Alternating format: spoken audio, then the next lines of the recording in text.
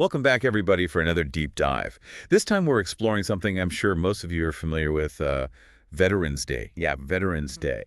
But I bet we find out some interesting things about it. Definitely. We'll be going beyond just the parades and the day off, really getting into the heart of what this day represents. Exactly. And we've got a great mix of sources to help us do that.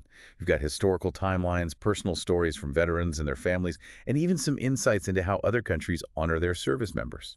It's amazing to see how this day is observed around the world. Absolutely. But before we go global, let's start with a bit of history.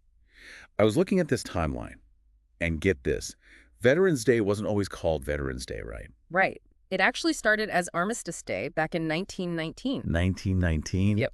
It marked the end of World War I, and President Wilson at the time envisioned it as a day dedicated to world peace, a way to honor those who served. So it's very much tied to that specific conflict then. Oh, absolutely.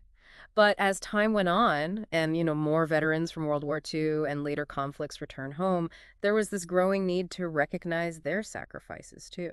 It makes sense that the holiday would evolve as our understanding of service and sacrifice broadened. Exactly. So in 1938, Armistice Day actually became a federal holiday, but it still focused primarily on World War I veterans. The shift towards recognizing all veterans, though, was gaining momentum. And then in 1954, President Eisenhower made it official. He signed the legislation changing the name to Veterans Day. And with that change, it became a day to honor all U.S. veterans, no matter when or where they served.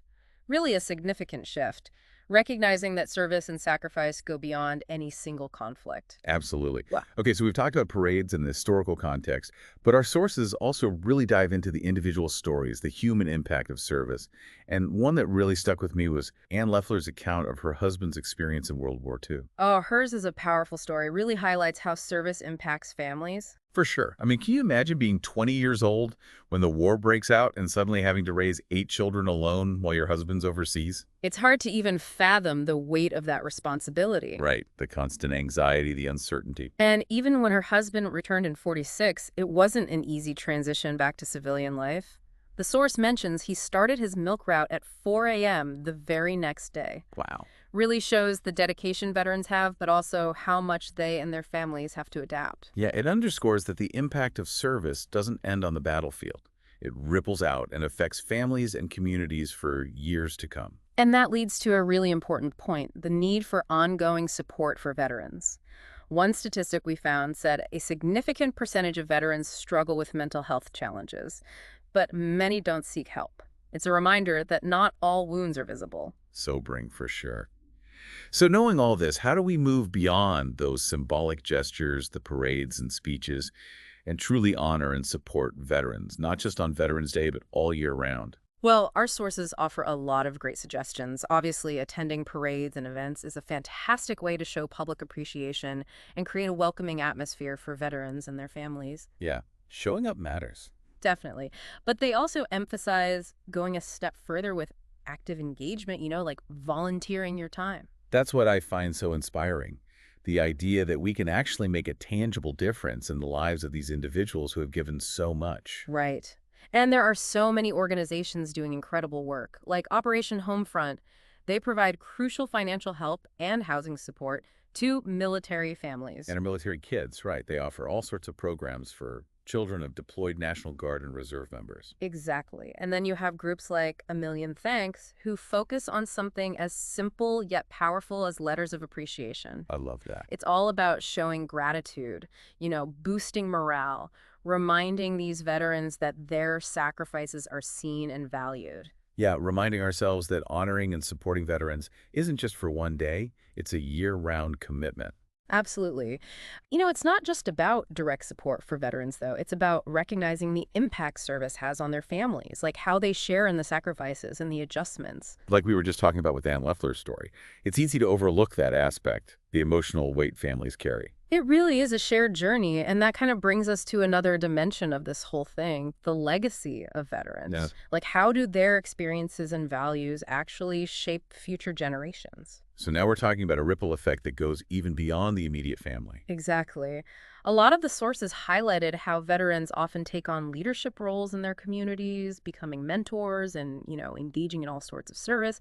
They really embody those values of duty and commitment. I can see how those experiences translate into leadership qualities, right? The discipline, the teamwork, the resilience they learn. Exactly. And, for you, with your interest in personal growth and leadership, this is where it gets really fascinating. We can actually learn so much from those who have faced these extraordinary challenges. Absolutely. Okay, so we've explored the history, the personal impact, the role of families. Now, I'm curious about the global perspective. Our sources mention how other countries have similar holidays, right? That's right. And it's not just about, the date on the calendar. It's about how different cultures approach remembrance and how they choose to honor their veterans. Cool. Like, for example, Canada and Australia both observe Remembrance Day on November 11th, just like the U.S. But they each have their own unique way of marking the Yeah. day, right? Yeah. In Canada, Remembrance Day is a statutory holiday in most provinces, so it's a really big deal. And they have this symbolic tradition of wearing red poppies, which actually represents the poppies that grew in the battlefields of Europe. Oh, wow, that's interesting. So there's like a very visual reminder of the cost of war. Exactly. Well, in Australia, Remembrance Day is also known as Memorial Day, and it has more of a specific focus on remembering those who died in service. At 11 a.m., they hold a minute of silence to symbolize the moment the guns fell silent at the end of World War I. Wow, that's powerful. A whole nation pausing together like that to reflect. And it's not just those two countries. We have a whole table here listing other nations and their commemorative practices, like France, Belgium, Germany, each with its own unique traditions and ways of remembering. It makes you realize that the sentiment of gratitude and respect for those who served, it goes beyond borders. It really speaks to a universal human experience, right? Well, you Acknowledging sacrifice and, honoring those who protect our freedoms. Okay, so we've covered a lot. The history of Veterans Day, the impact of service, ways to honor and support veterans, and even that global perspective. What I'm taking away from all of this is that it's not just about one day, it's about year-round awareness. I think that's a great takeaway. And our sources actually provide a bunch of resources for further exploration and support if any of this has resonated with you. Right. We have links to things like the Veterans Crisis Line and the VA Solid Start program. And And for those who, like us, connect with stories, the Veterans Health Administration podcasts and the National Veterans Memorial and Museum Reads List are great resources. They offer some incredible insights into the lives of veterans. if anything we've talked about today has resonated with you, if you have questions or need help finding resources, please reach out. We're here for you. We're all about fostering that culture of gratitude and remembrance, and, that includes being a resource for our listeners. So as we wrap up this deep dive into Veterans Day, what strikes me is how it's an invitation to go beyond those symbolic gestures and engage in more meaningful ways with the legacy of service and sacrifice. It's a call to action, to reflect on our own values and, consider how we can embody that spirit of service in our own lives. It's about finding ways to contribute to our communities, supporting those in need, and upholding those ideals that veterans represent. And understanding that even small acts of kindness and support can make a real difference. So as we leave you with this, I want to pose a final question.